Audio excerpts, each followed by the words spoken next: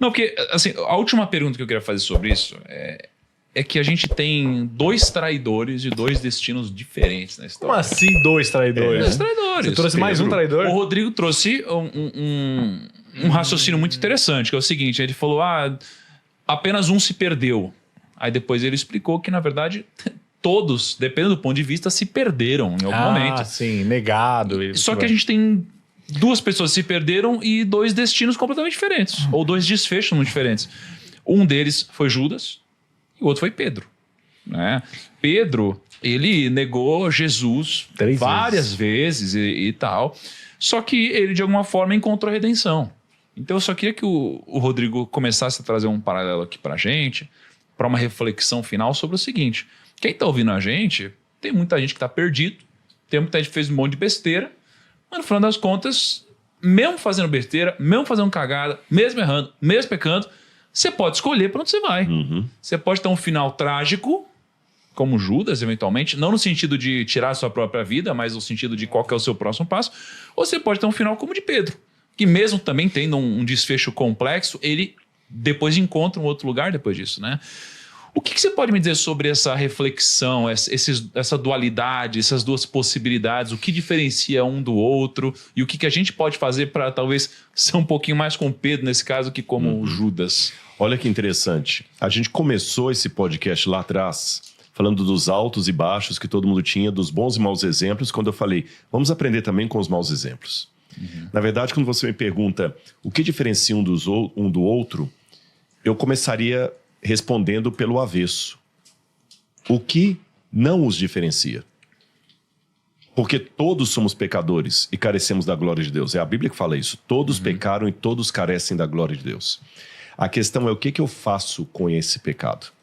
Eu vou me lançar aos pés de Jesus e implorar o perdão dele, a graça dele, ou eu vou continuar acariciando o meu pecado e firme dele? Então, no final das contas, Deus me livre das pessoas certinhas demais. Tá certo? Jesus, na Bíblia, não valorizou o legalista. Ele valorizou aquele que estava em busca de redenção. E Pedro estava em busca de redenção. O divisor d'águas entre ele e Judas está justamente no versículo que fala, depois que Pedro negou a Jesus, que está aqui justamente no Evangelho de João, que fala que Pedro nega Jesus 3 vezes e fala que depois que ele nega Jesus, ele correu e chorou amargamente. Ele chorou amargamente, quer dizer, arrependeu, ele sentiu na pele o que era a dor, a decepção e tudo mais. Então, quando você ama uma pessoa mesmo e atrai, a machuca, prejudica, você sente a dor do que você fez. O remorso não. O remorso, você sente a dor da consequência. Existe uma diferença. Você está entendendo?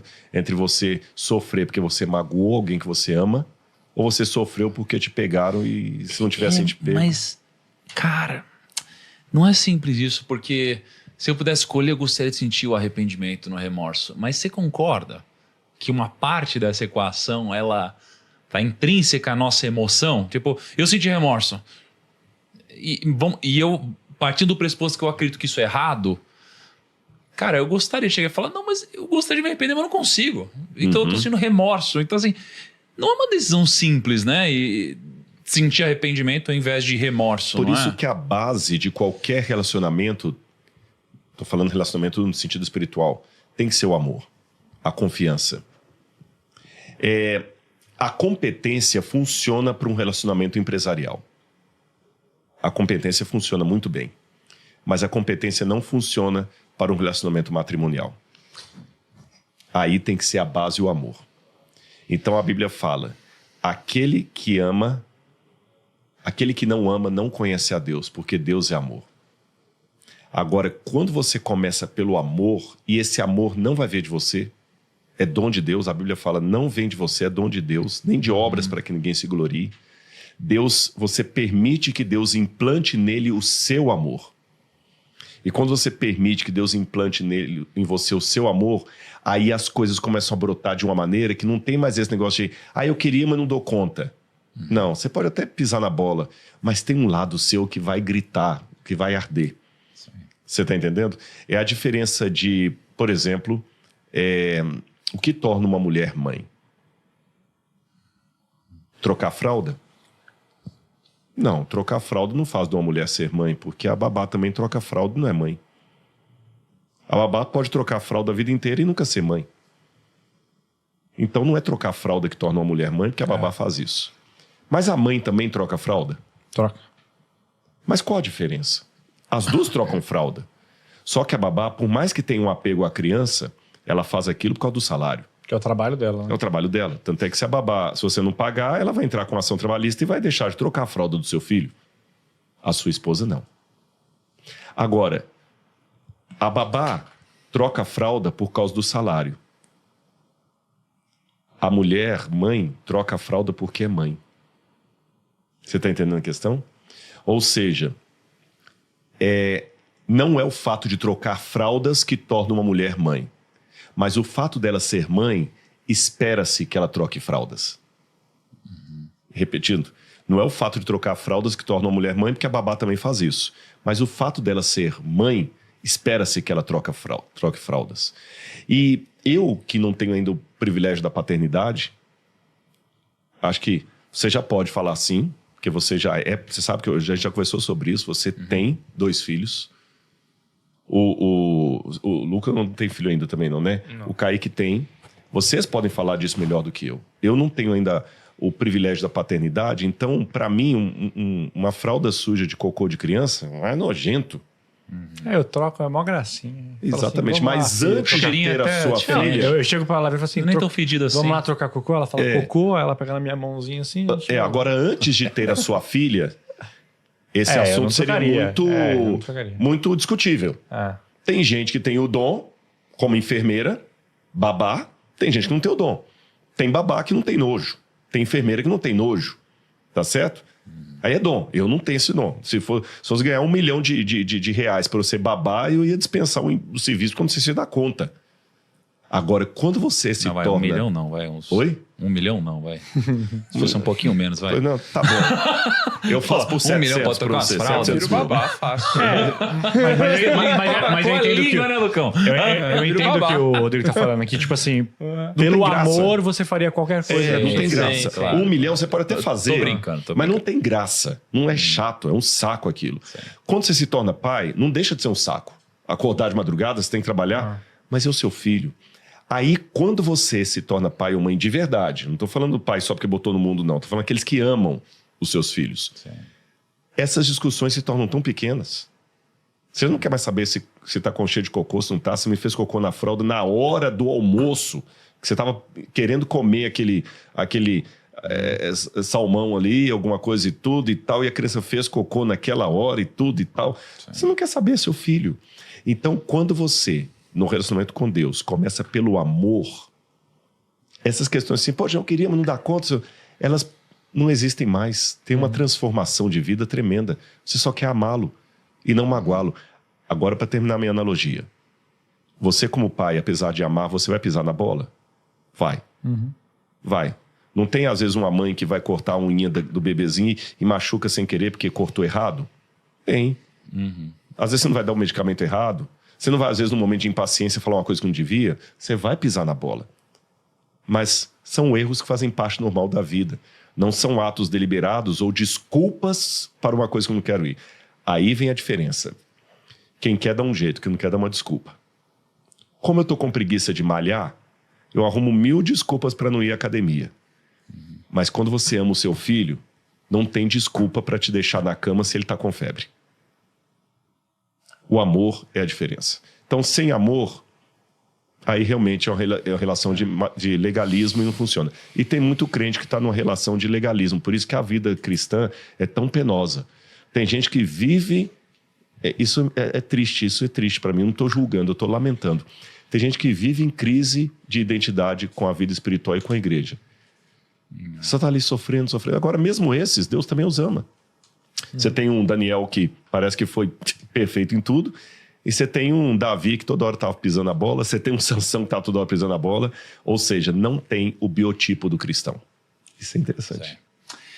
Cara, eu queria trazer uma última reflexão aqui. Mas antes da reflexão, tinha uma pergunta que eu tinha que responder, senão a galera vai ficar com essa dúvida. Tá. É 1 minuto, mas a gente precisa falar isso aqui. tem uma aparente contradição na Bíblia. Por quê? Você falou do campo, de comprar o campo? Dele. Porque num texto... É porque falar isso depois da reflexão vai matar a reflexão. Por isso que eu queria falar antes. Para terminar de maneira espiritual. O Evangelho diz que o Judas jogou as moedas no pé dos homens lá, né? E que os próprios sacerdotes falaram assim, não, a gente não quer esse dinheiro. Deixa eu só ver se é o Evangelho, o livro de... deixa eu ver aqui, por isso... É isso mesmo. Os sacerdotes falaram, esse dinheiro é um dinheiro sujo, não vamos colocá-lo no cofre do templo, compre com ele um campo de sangue. Tá certo?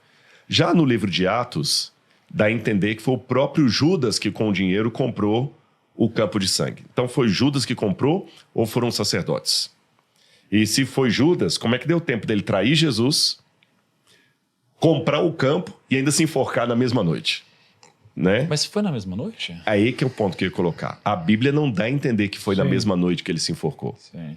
A gente, às vezes, por ler isso rápido ali, e baseado nos filmes do Mel Gibson e tudo mais, a gente pega os eventos e coloca tudo um atrás do outro. A Bíblia não deixa claro quando foi que ele se enforcou. Tô ansioso pra gente conversar sobre isso. Eu vou até pular umas coisas da história, depois a gente volta, mas para não perder o flow. A Bíblia diz que você precisa crer em Jesus como Messias e ser batizado para que você, de fato, enfim, possa depois ir para o outro lado, né? Ir para o céu, digamos assim. Onde que a Bíblia fala sobre essa necessidade de se arrepender? Ou está embutido que a ideia de crer e o se batizar já implica na ideia de você ter de se arrepender? Porque Judas creu em Jesus como Messias. Né?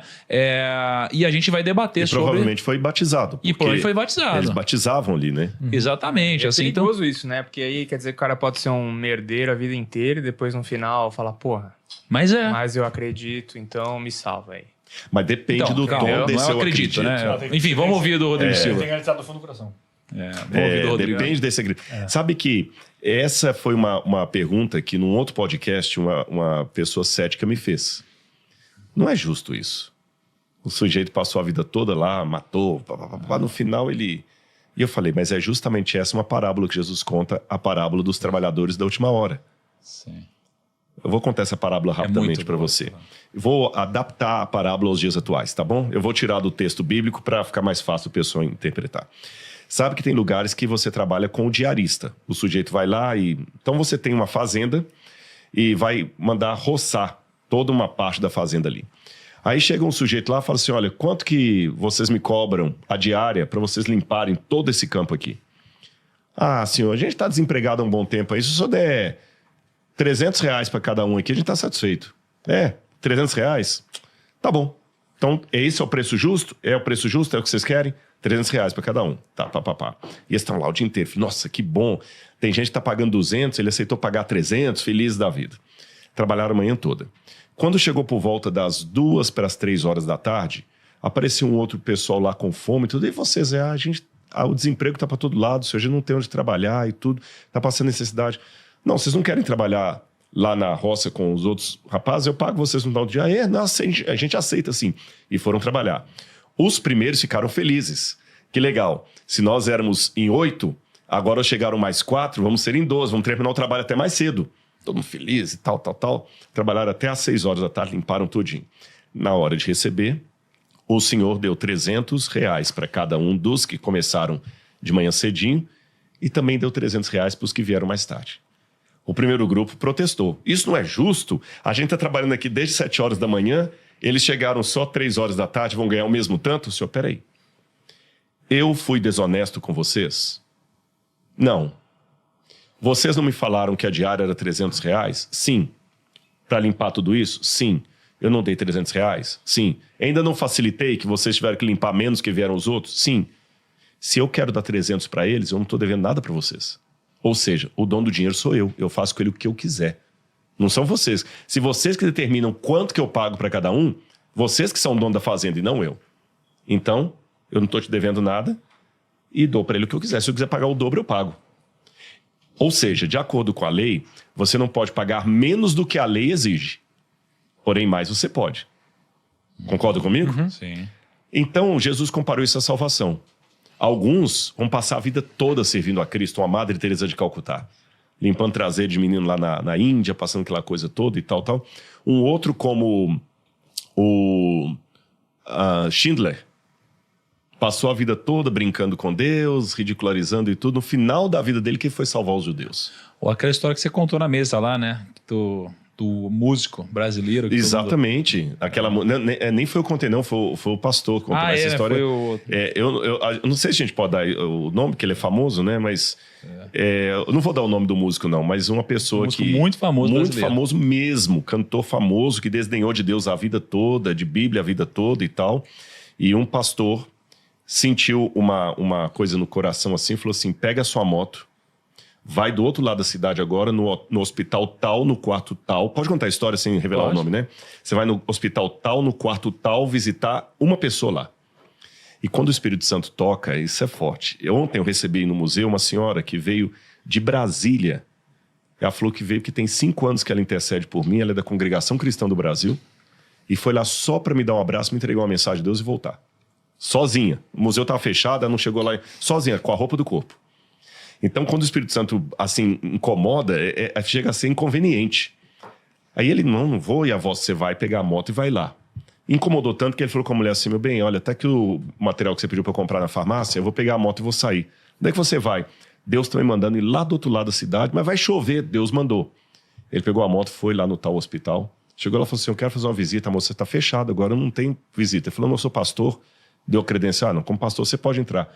Quem o senhor quer visitar? Eu vou no quarto tal. Ela falou, mas quem o senhor quer visitar? Ele falou, não sei. Eu sei que é loucura, mas Deus me mandou vir aqui. A moça coçou a cabeça, deixou ele entrar. Quando ele chegou no quarto tal, tinha segurança na porta. Aí ele falou assim, olha, eu vim aqui fazer uma visita. O segurança, quem o senhor quer visitar? Ele falou, não sei, mas Deus mandou aqui. O segurança estranhou, parou um pouquinho, entrou, falou que ele podia entrar. Quando ele entrou lá dentro, estava esse cantor famosíssimo lá dentro.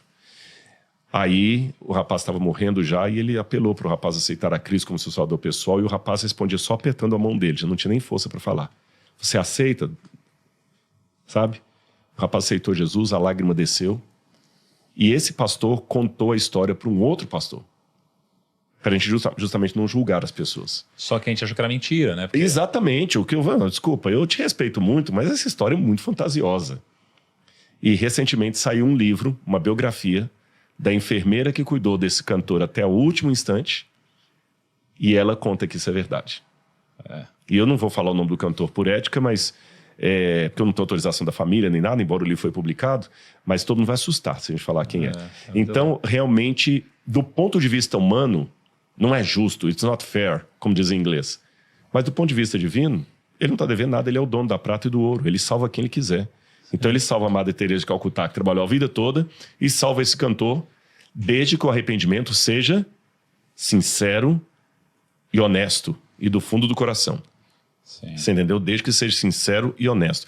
Porque se a gente for buscar a justiça demais, Lucão, esse que é o problema. Se a gente for buscar a justiça demais, nem a gente tem que estar no céu, não. A gente tá falando do cara que... Você entendeu? Porque se a gente for olhar por justiça nua e crua, sem Cristo, nem Madre Teresa entraria no céu.